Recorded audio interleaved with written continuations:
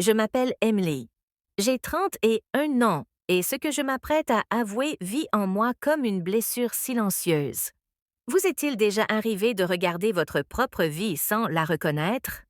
Tout a commencé le jour où j'ai compris que la vie que j'avais construite n'était pas celle que mon cœur désirait vraiment. Quand j'ai épousé Jason, mon amour d'université, je croyais que nous étions inébranlables. Il était le genre d'homme que l'on admire, calme, posé, fiable, celui qui n'oublie jamais un anniversaire, qui s'assure que les factures sont payées et que la maison reste debout malgré toutes les tempêtes. Pendant des années, je me suis dit que c'était ça, l'amour, la constance, la fiabilité, le confort. Mais quelque part en chemin, le confort est devenu silence. Nos rires se sont éteints, remplacés par des emplois du temps et des soirées polies. J'ai essayé de me convaincre que c'était normal, que le vrai mariage parlait moins de papillons et davantage d'endurance. Mais au fond de moi, il me manquait le battement, l'élan, la sensation que l'amour pouvait encore me couper le souffle. Puis il y a eu Noah. Il n'était pas un étranger, c'était le plus proche ami de Jason, quelqu'un qui faisait partie de nos vies depuis des années. Et pourtant, soudain, il était différent. Il dégageait une énergie qui remplissait chaque espace où il entrait, une énergie qui rendait tout un peu plus vivant. Là où Jason planifiait chaque chose à la minute près, Noah vivait à l'instinct. Et quand il me regardait, c'était comme s'il voyait la part de moi que j'avais oubliée. Tout a commencé innocemment. Des plaisanteries partagées, des regards rapides, des conversations qui s'étiraient plus longtemps qu'elles n'auraient dû. Je me disais que c'était sans danger, mais peu à peu nos mots sont devenus chargés, nos silences passent étaient plus lourds.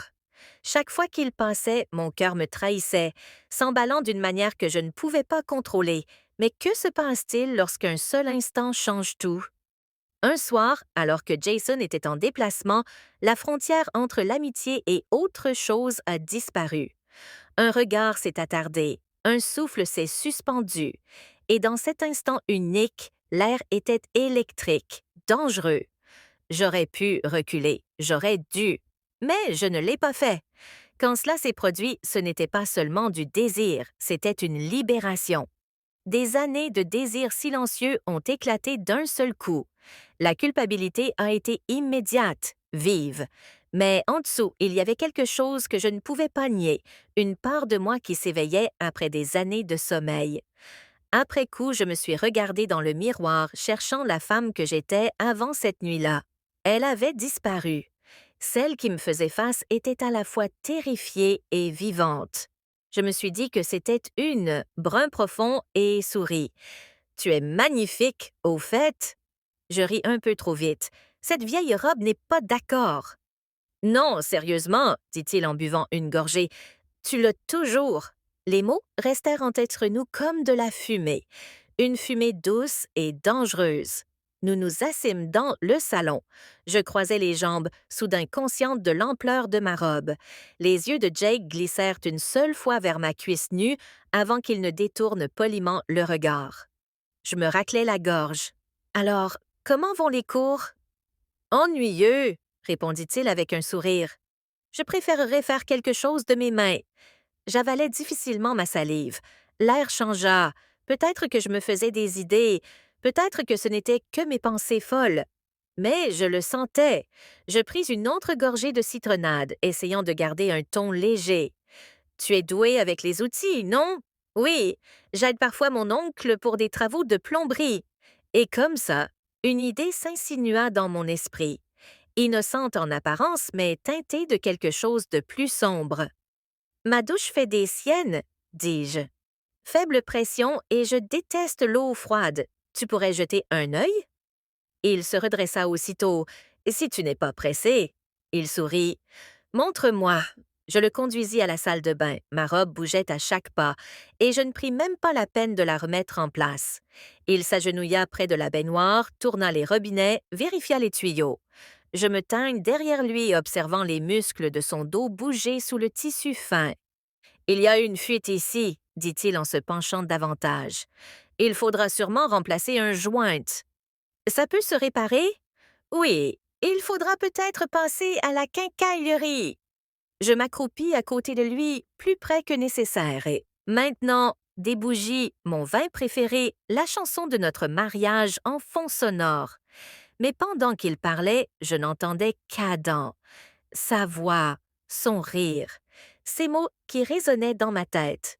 Tu mérites plus, Rachel. J'ai souri tout le long du dîner, faisant semblant d'être présente, alors que mon cœur était ailleurs. Plus tard, quand Michael s'est endormi à mes côtés, je suis restée à fixer le plafond. La culpabilité m'a traversée comme une tempête. C'est à ce moment-là que j'ai compris la vérité. J'avais dit oui à tout, sauf à la seule chose qui comptait vraiment, l'honnêteté. Le lendemain matin, je suis allée au travail et j'ai demandé à Adam de prendre un café à l'extérieur du bureau. Il avait l'air surpris, peut-être même nerveux. Assis l'un en face de l'autre, je lui ai dit que je ne pouvais plus vivre dans cette zone grise que nous avions créée. Tu as été gentil avec moi, ai-je dit. Tu m'as rappelé que je suis encore vivante, mais je dois retrouver ce sentiment sans toi. Il est resté silencieux un long moment, puis il a hoché la tête. Tu es plus forte que tu ne le crois, Rachel, a-t-il dit doucement, et c'est peut-être ça que tu devais découvrir depuis le début. Partir a été plus difficile que je ne l'imaginais. Le silence qui a suivi a été brutal, mais peu à peu, j'ai commencé à reconstruire. Pas seulement mon mariage, moi-même. J'ai recommencé à peindre. J'ai commencé à dire oui à de petites joies qui m'appartenaient, oui aux promenades matinales, oui au temps passé avec mes enfants, oui aux conversations avec Michael qui ne ressemblaient plus à des routines. Finalement, j'ai dit la vérité à Michael, pas au sujet d'Adam précisément, mais sur ce vide que je ressentais. Il ne l'a pas bien pris. Il y a eu des disputes, des larmes, de longues nuits de silence. Mais petit à petit, nous avons retrouvé notre chemin. Il a recommencé à être présent, vraiment présente, et moi, j'ai appris à lui pardonner et à me pardonner. Des années plus tard, je repense encore à ce chapitre de ma vie, non pas avec des regrets, mais avec lucidité, parce que parfois, l'infidélité ne commence pas par un baiser, elle commence par l'absence, par la solitude, par le fait de dire oui à tout le monde, sauf à la personne que l'on a juré d'aimer. J'ai dit oui à tout parce que j'avais peur de dire non au vide dans mon cœur. Mais j'ai compris une chose d'essentielle. Le véritable amour n'est pas d'être toujours heureux, c'est faire face à la vérité, même quand elle fait mal, et choisir de reconstruire plutôt que de fuir. Et aujourd'hui, quand je regarde en arrière, je réalise que le mot le plus puissant dans une relation n'est pas oui.